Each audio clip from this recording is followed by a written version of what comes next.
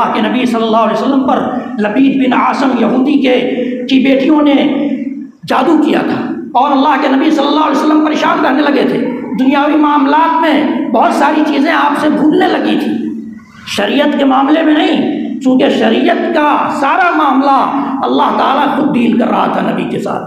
تو اللہ کے نبی صلی اللہ علیہ وسلم پر جبریل امین تشریف لاتے ہیں اور پوچھتے ہیں کہ ایسا لگتا ہے کہ آپ کو بیماری لاحق ہے۔ اما عائشہ صدیقہ رضی اللہ تعالیٰ فرماتی ہیں کہ اللہ کے نبی صلی اللہ علیہ وسلم کبھی کسی بیوی کے حجرے میں چلے جاتے اور وہاں سے لوٹ آتے اور ان کو یاد نہیں رہتا کہ وہاں گئے ہیں یا نہیں گئے، یہ حالت تھی دنیاوی معاملات۔ اس لیے میں نے کہا کہ دنیاوی معاملات میں آپ پر جادو کا یہ اثر ہوا تھا۔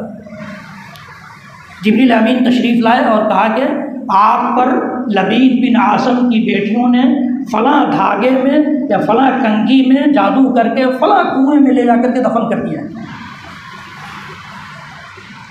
آج ہمیں اور آپ کو کوئی بتاتا نہیں، لیکن پھر بھی ہم لوگ اپنے آپ کو سمجھتے ہیں کہ جادو ہو گیا ہے۔ جادو حق ہے، لیکن جادو کا اثر اللہ کی اجازت سے ہوتا ہے، بغیر اس کی اجازت کے جادو بھی اثر نہیں کرتا، یہ جان لیجیے گا۔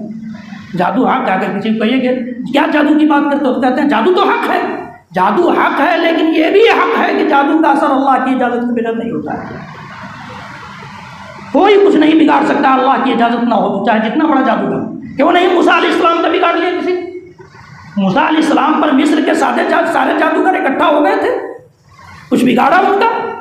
کچھ نہیں بگاڑ سکے، بلکہ حضرت موسیٰ علیہ السلام کا ایک معجزہ دیکھ کر سارے کے سارے ایمان لے آئے۔ تو جادو حق ہے، لیکن جادو بھی اثر اس وقت دکھائے گا جب اللہ کی اجازت ہو۔ تو اللہ کے رسول، چونکہ اللہ کے رسول صلی اللہ علیہ وسلم پر جادو اس لیے اثر کرایا گیا تاکہ آپ کے امتی کو یہ یقین ہو جائے کہ جادو حق ہے، جادو کا اثر ہو سکتا ہے اگر اللہ کی اجازت ہو۔ یہ اللہ کے نبی صلی اللہ علیہ وسلم کی زندگی میں بہت ساری چیزیں ایسی پیش آئیں جو امت کو تعلیم دینے کے لیے پیش آئیں، امت کو سکھلانے کے لیے پیش آئیں۔ تو جبریل امین نے بتایا اور اللہ کے رسول صلی اللہ علیہ وسلم نے حضرت علی کو بھیج کر وہ دھاگا منگوایا، اور جبریل امین نے کہا کہ آپ اس سورت کو پڑھتے جائیے، اس کی ایک ایک آیت کو پڑھتے جائیے اور اس دھاگا کو کے گرہ کو کھولتے جائیے۔ چنانچہ اللہ کے نبی صلی اللہ علیہ وسلم نے ایسا ہی کیا اور جادو کا اثر ختم ہو گیا۔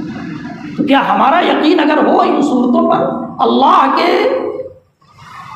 کی اس قوت اور طاقت پر کہ وہ سارے بلایوں کو، ساری مصیبتوں کو، بڑی سے بڑی مصیبت ہو تو بھی، چھوٹی سے چھوٹی بلا ہو تو بھی ٹالنے کی قدرت رکھتا ہے، ہم یقین کریں تو ہماری زندگی سے یہ بلائیں نہیں ٹلیں گی۔ اللہ کے نبی صلی اللہ علیہ وسلم پڑھتے جاتے تھے اور وہ دھاگا کھولتے جاتے تھے اور جادو کا اثر اسی طرح سے ختم ہوتا جاتا۔ اور اس کے بعد فرماتے ہیں، اما عائشہ رضی اللہ تعالیٰ فرماتی ہیں کہ اس کے بعد ایسا لگا کہ آپ کسی بندھن میں سے باہر نکل گئے۔ تو اس صورت کو بھی یقین کے ساتھ آزمائیے، آپ یقین جانیے یہ جو تعویذ بھی آپ گلے میں باندھتے ہیں، جس دن باندھتے ہیں اسی دن سے شیطان آپ کے پیچھے پڑ جاتا ہے۔ وہ جان جاتا ہے کہ آپ کمزور ہیں، آپ کا عقیدہ کمزور ہے، آپ کو بہکانا آسان ہے۔ جو دھاگا بھی آپ اپنے ہاتھ میں اس نیت سے باندھتے ہیں کہ اس سے ہمیں شفا ملے گی، اسی دن سے شیطان آپ کے کو اپنے چنگل میں پھنسا لیتا ہے۔ اور پھر آپ جس دن وہ تعویذ کاٹیے گا، اگر اس یقین کے ساتھ کاٹیں اور اس عہد کے ساتھ کاٹیں کہ چاہے میں زندہ رہوں یا مر جاؤں۔ میں نے آپ کو وہ واقعہ سنایا ہے کہ میرے ایک دوست تھے، دلی میں چھپرا کے رہنے والے تھے، بہت دور کے نہیں ہیں، چھپرا کبھی بھی ہیں، وہ پرسا بازار میں ان کی دکان ہے۔ وہ کہتے تھے کہ میری ماں کہتی ہے کہ میرے بچے کے گلے میں اگر کسی نے تعویذ ڈال دی، وہ خود ڈالنے کی بات نہیں کرتی ہے، کسی اور نے تعویذ ڈال دی تو میں اپنے بیٹے کی گردن پہلے کاٹوں گی تعویذ بعد۔ کیا ہمارا اور آپ کا یہ ایمان ہے؟ ہم نے ایسا عہد کیا ہے کہ چاہے میرا بچہ مر جائے چاہے زندہ رہے، جس نے دیا ہے وہی چھیننے کی طاقت رکھتا ہے، اور وہ چھین لے تو دنیا کی کوئی طاقت بچا نہیں سکتی ہے۔ اس کی گردن میں تعویذ میں نہیں باندھ سکتا۔